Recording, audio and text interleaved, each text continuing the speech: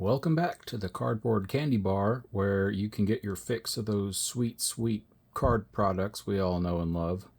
I'm your host, Captain Candy Pants, and today we're going to talk about grading. But first, a quick history lesson. Bear with me, it won't take long. If you're watching this, you probably already know that trading cards like Pokémon and Magic the Gathering have been hugely popular since the 90s. There's a long and storied history of these card games and the impact they've had on generations of kids and collectors, but that's a completely different video. Today, we're going to focus on the fact that serious collectors, especially of sports cards and Pokémon cards, can find themselves with some very rare and valuable pieces that they want to protect and display. Protecting cards is fairly straightforward. You can put it into a clear sleeve, like this one, and voila, it's protected from scratches, scuffs, and dust. Card sleeves come in several flavors, but most of them are very thin and don't do much for bending or denting. So we have top loaders. These are semi-rigid sleeves made of thicker plastic. And then we have slabs. These fully enclosed cases are often used for long-term storage and preservation of the most valuable cards. Importantly, these are used by professional grading services like PSA and CGC to not only protect cards and preserve their value as collector's items, but also to display an official grade, such as this, which represents the overall condition of the card. For collectors, a card's condition reflects how desirable it is, and that, in turn, affects how valuable it is. While comparison may be the thief of joy, it is also the wellspring of dopamine for anyone who likes having more and better stuff, and a potential source of income for people who grade cards. For example, take this base set Charizard from 1999. This is traditionally one of the most popular and valuable cards due to how cool it was back when kids were first exposed to the world of pocket monsters. That popularity and no small amount of nostalgia led to a huge demand among collectors who just had to have one in their collection. The high demand and limited supply of original cards in good condition sent prices soaring, and it's not unusual to hear of these selling for hundreds of dollars. However, the most hardcore collectors wanted only the best condition cards, and those get very expensive very quickly. In fact, a PSA 10 first edition base set Charizard sold for $420,000 back in March of 2022. So you can see why it's important to determine and document the condition of collectibles, even if they are just little rectangles of cardboard. Let's take a look at the process of grading cards so you can determine for yourself just how valuable your cards are and whether it makes sense to have them professionally graded and slabbed. While the process varies slightly between grading companies, you generally have a few categories for evaluation.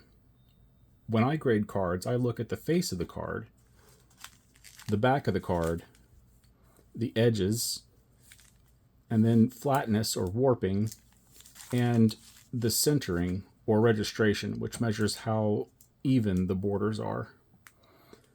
The evaluation of these categories is ultimately subjective, but it does follow fairly well-defined guidelines.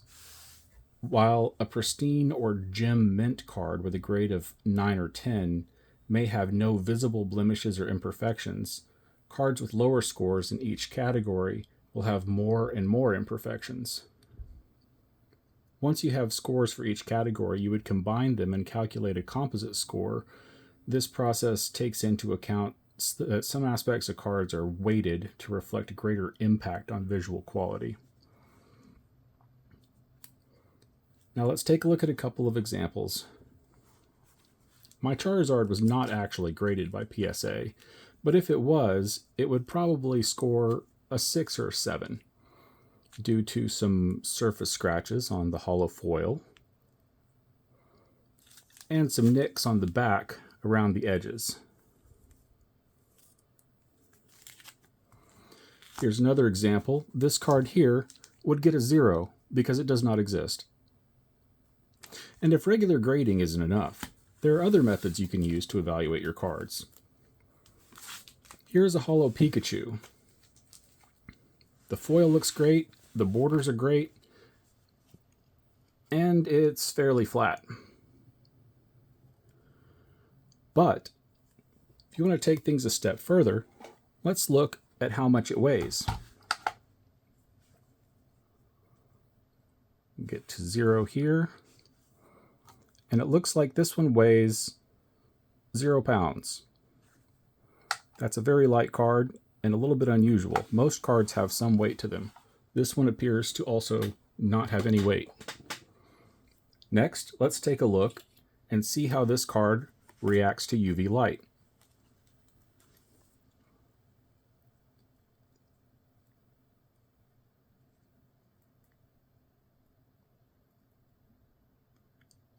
This card reacts so badly to UV light, it has broken my flashlight. It does not seem to have any unusual effects to UV light, however. That's good. Most cards should not react to UV light. If your card bursts into flames, it is probably a fake. Next, we should see how hot this card is. This one is clocking in at about 84.9 degrees Fahrenheit. I don't know what that is in Celsius, because if you're measuring Celsius, you're wrong. Next, we'll see how loud this card is.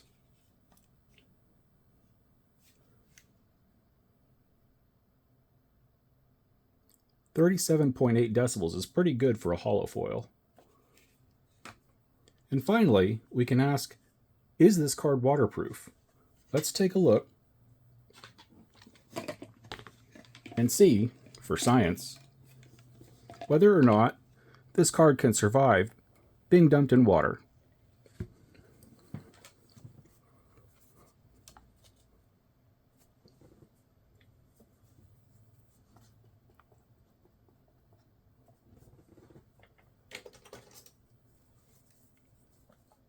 It looks like it's pretty good. It does not appear to be destroyed completely. Now, I can hear you in the comments going, how could you do that to poor Pikachu? You monster. Well, don't worry, it wasn't actually Pikachu. It was a Magikarp. It used Splash and nothing happened. In the next video, we'll go through the entire grading process and give that Charizard an official grade. Let me know what else you'd like to see graded, and maybe I'll make a video of your favorite Pokemon. Be sure to let me know what other content you'd like to see, and don't forget to like and subscribe for more. That's all for now. I'll see you in the next one.